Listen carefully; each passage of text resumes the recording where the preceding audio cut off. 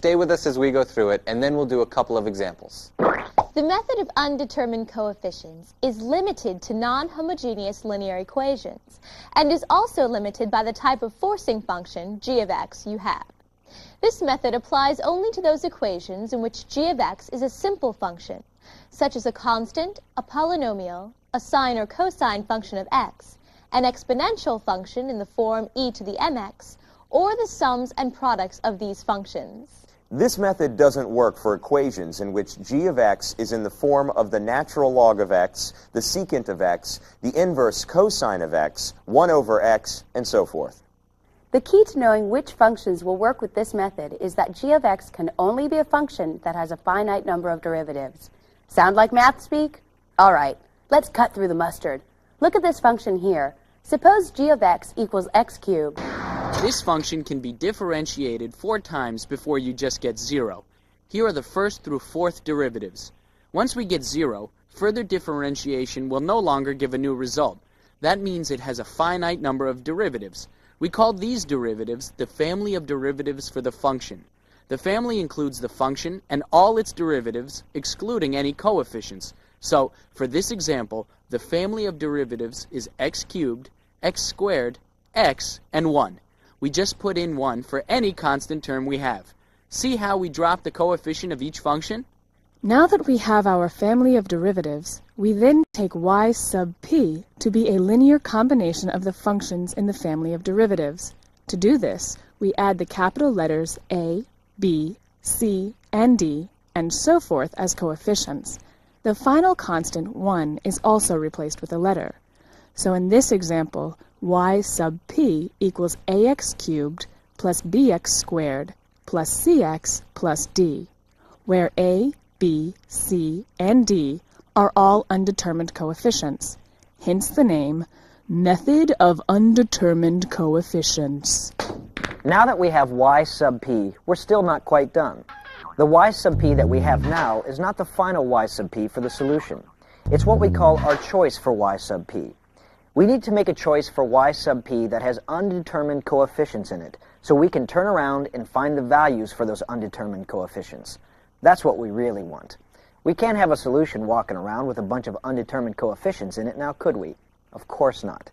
So we need to determine the undetermined coefficients. That's nice. Well, simply put, the undetermined coefficients are obtained by substituting our choice y sub p into the original differential equation. Then we can solve for each of the undetermined coefficients.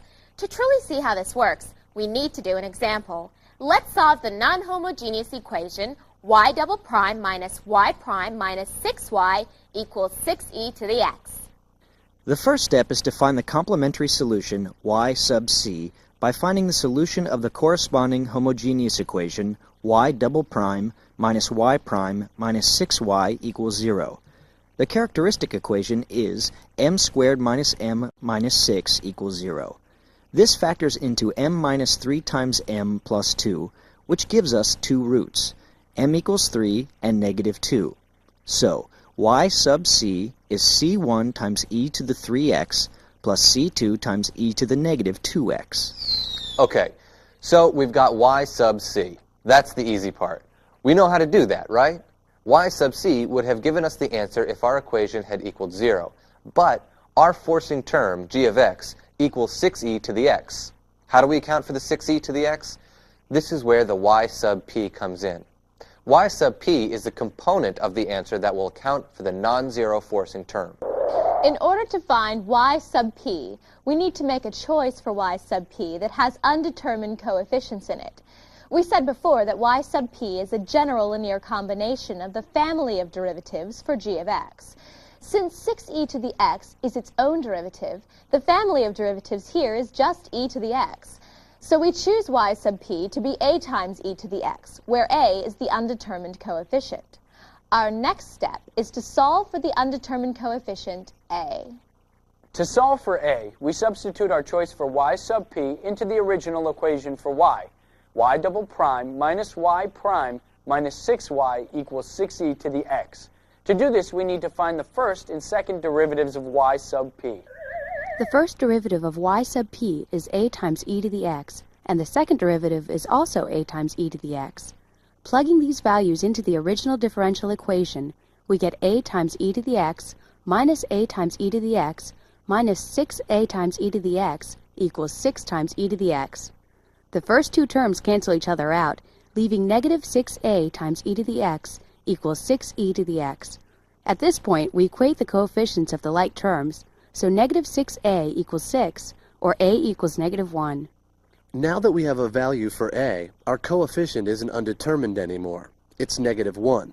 Plugging this a value into our choice for y sub p, ae to the x, we get negative 1 times e. To get the final solution, we combine the complementary solution y sub c and the particular solution y sub p.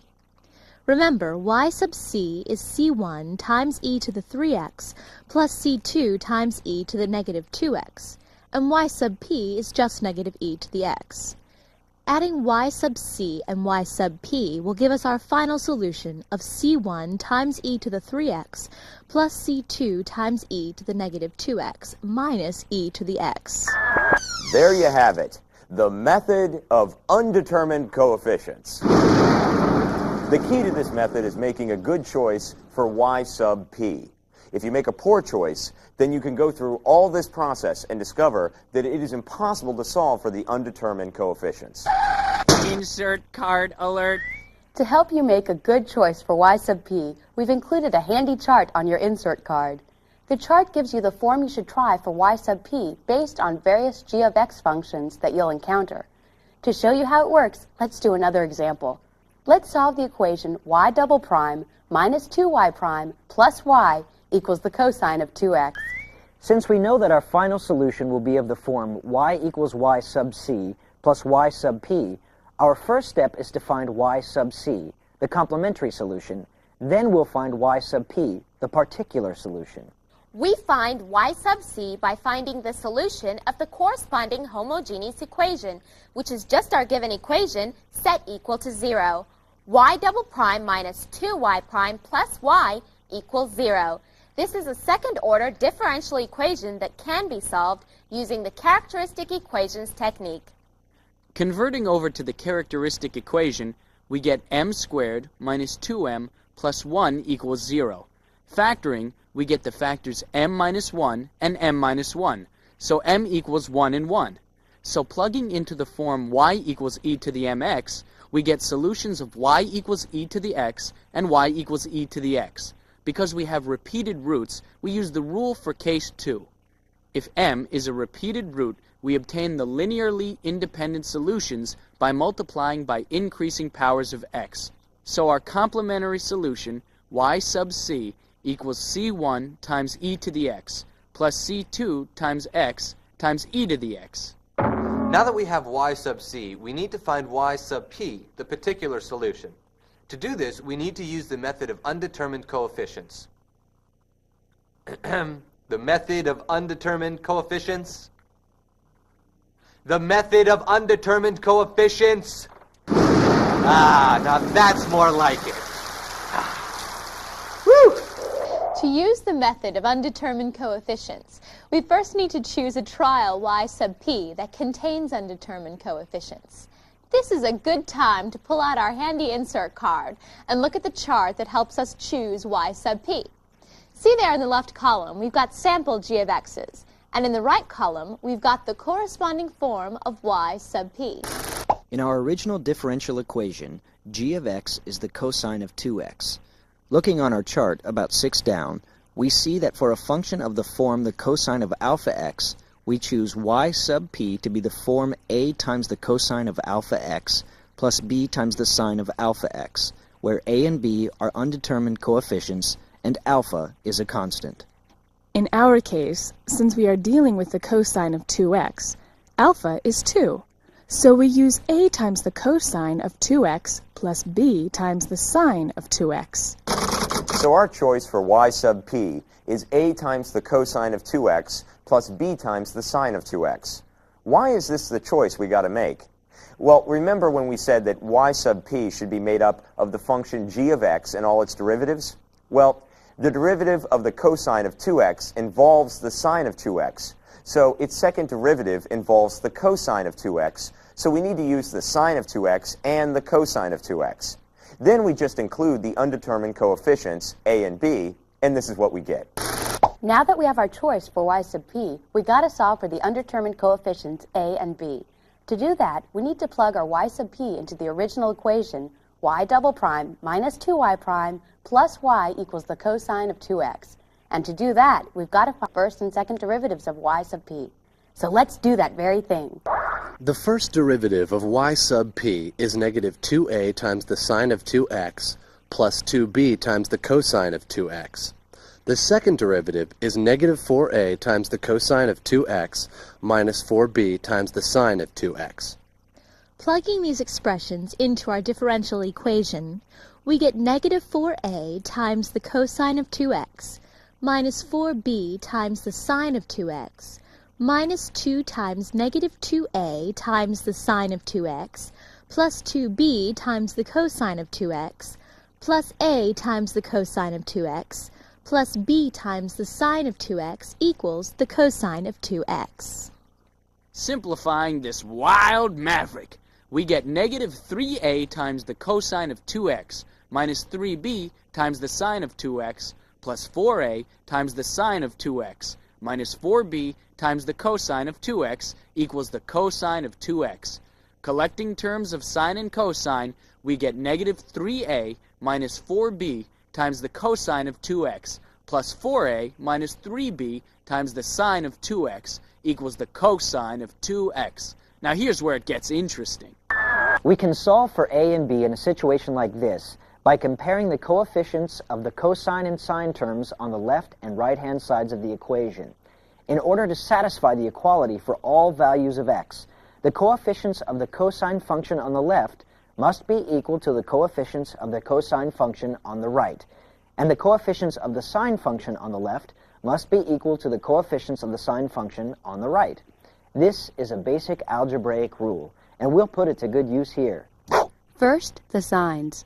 Since there is no sine term on the right is 0. So comparing sine coefficients, we get 4a minus 3b equals 0. Now the cosines. On the left, we've got negative 3a minus 4b. On the right, we've just got 1. So negative 3a minus 4b equals 1. Now, we've got two equations and two unknowns. There are a couple of different ways we can solve this system of equations, but the easiest way is to eliminate one of the variables. In order to eliminate one of the variables, we multiply the top equation by 3 and the bottom equation by 4. Now we have 12a minus 9b equals 0 and negative 12a minus 16b equals 4. Now, if we add the two equations together, the a terms drop out and we are left with negative 25b equals 4. So, b equals negative 4 over 25. Now that we have a value for b, albeit not a pretty one, we can plug it into one of the original equations for a and b to solve for a. Using the first equation, 4a minus 3b equals 0, and plugging in negative 4 over 25 for b, we get 4a minus 3 times negative 4 over 25 equals 0. This becomes 4a plus 12 over 25 equals 0, or 4a equals negative 12 over 25. Dividing by 4, we end up with a equals negative 3 over 25. Now that we have values for a and b, our illustrious previously undetermined coefficients, we can fill those values into our choice for y sub p. This gives us y sub p equals negative 3 over 25 times the cosine of 2x minus 4 over 25 times the sine of 2x. Our final answer y is the combination of y sub c, the complementary solution, and y sub p, the particular solution. Putting the two together, we get y equals c1 times e to the x plus c2 times x times e to the x minus 3 over 25 times the cosine of 2x minus 4 over 25 times the sine of 2x. And that is the complete solution to the differential equation. Breaker, here's what we did.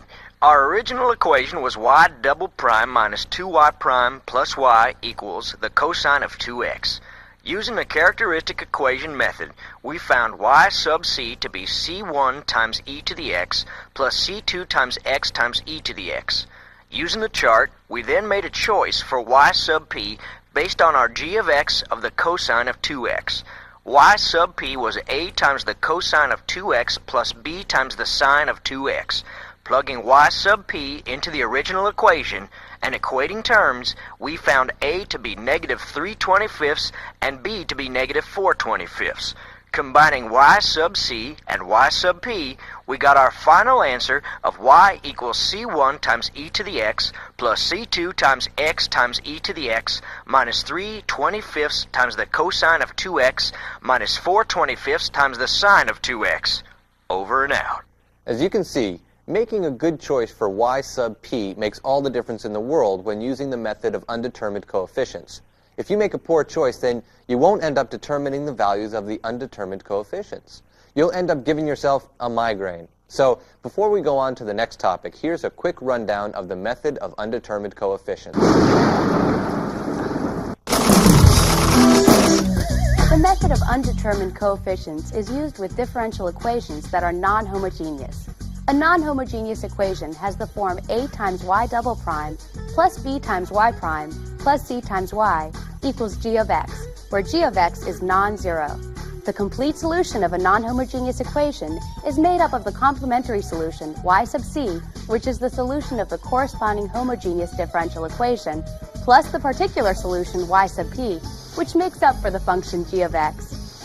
To use the method of undetermined coefficients, the first step is to find the complementary solution, y sub c, by finding the solution of the corresponding homogeneous equation.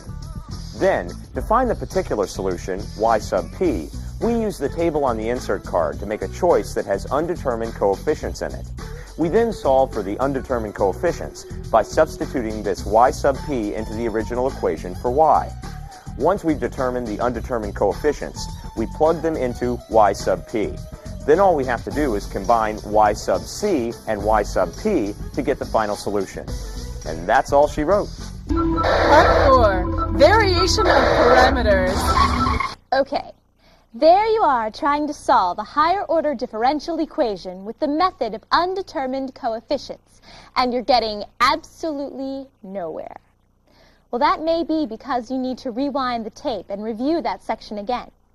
Or it may just be that the equation you're fiddling with doesn't have a finite set of derivatives.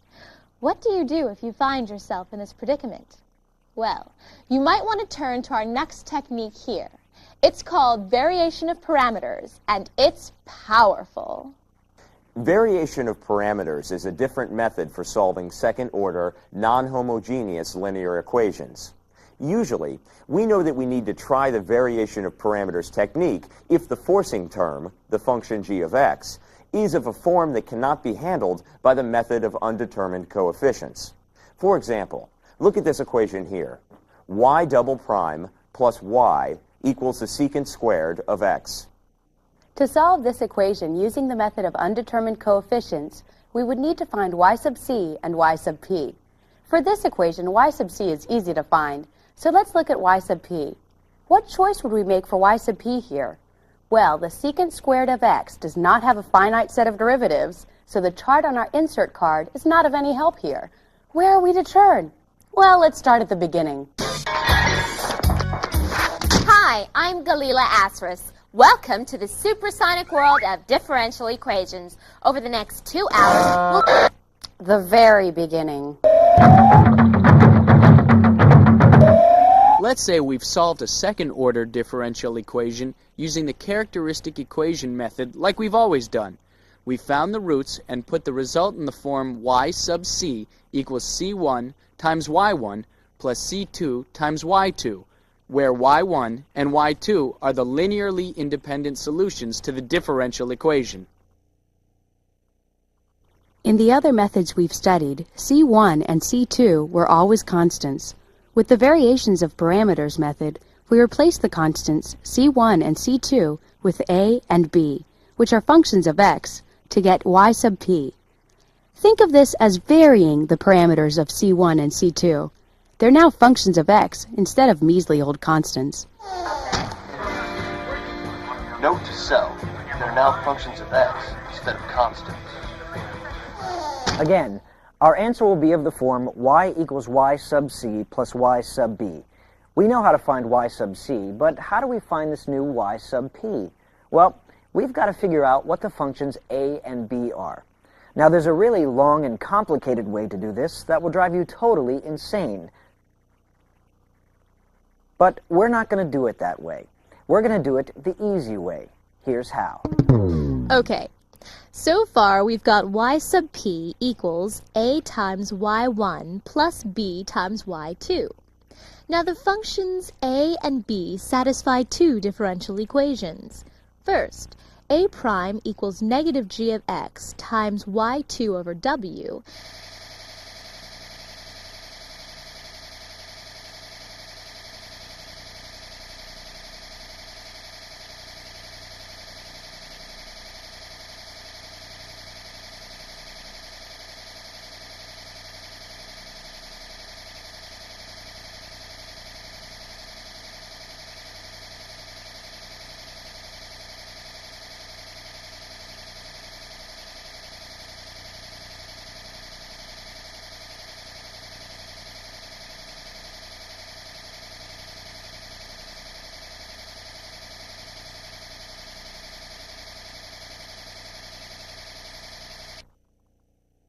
In the other methods we've studied, C1 and C2 were always constants.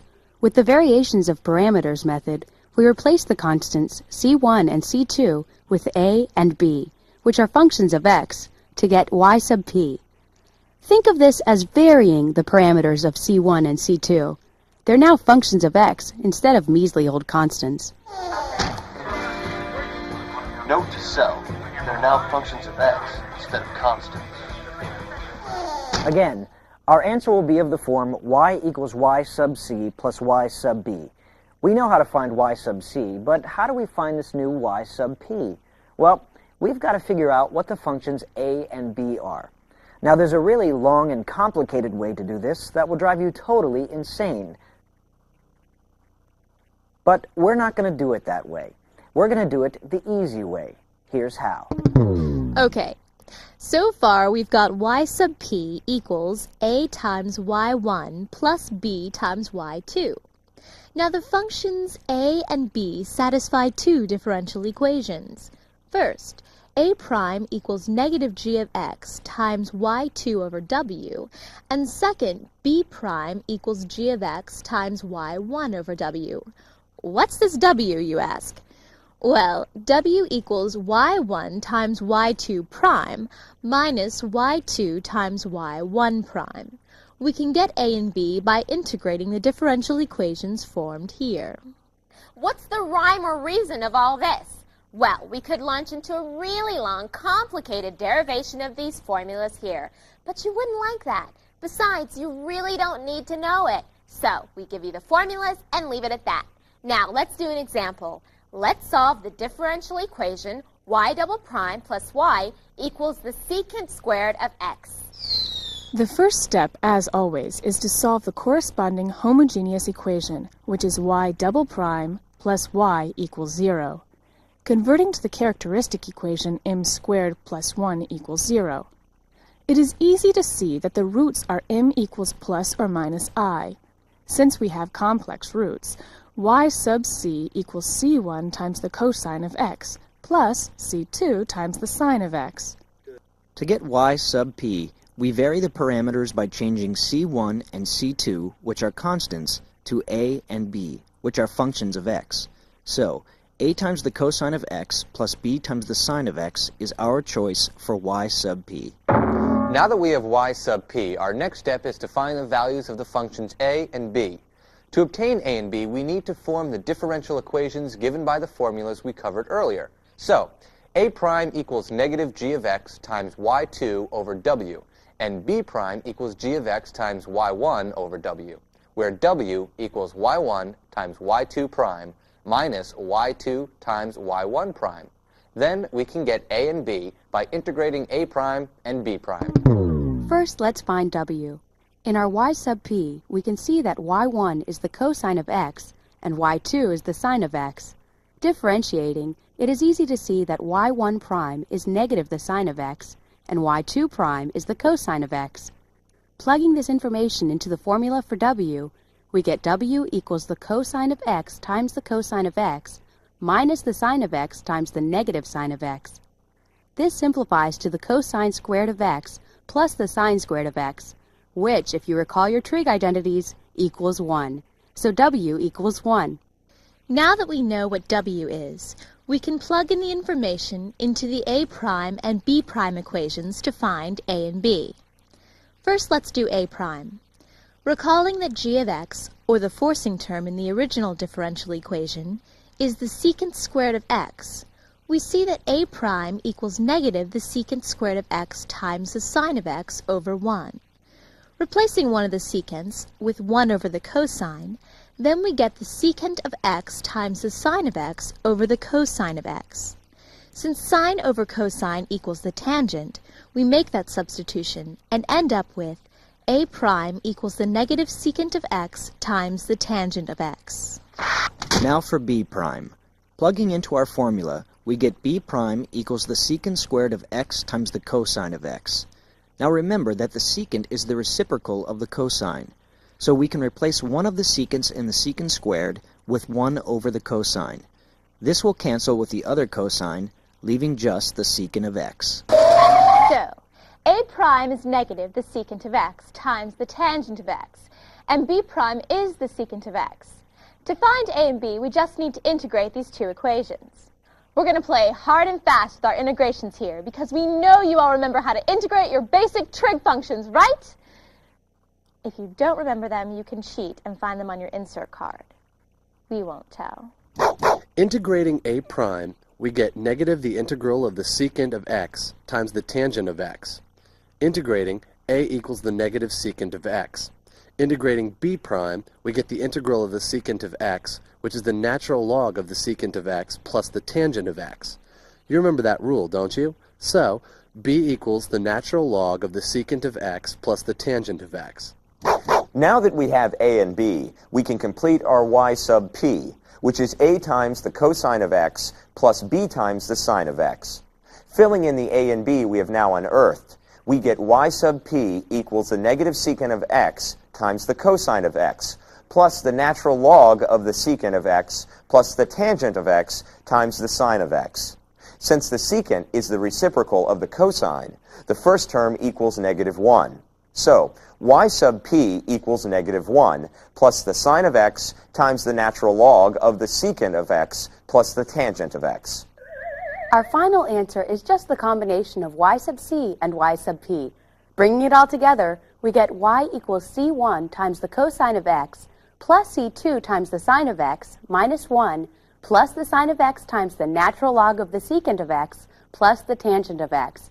As before, we can check this solution by substituting it into the original differential equation.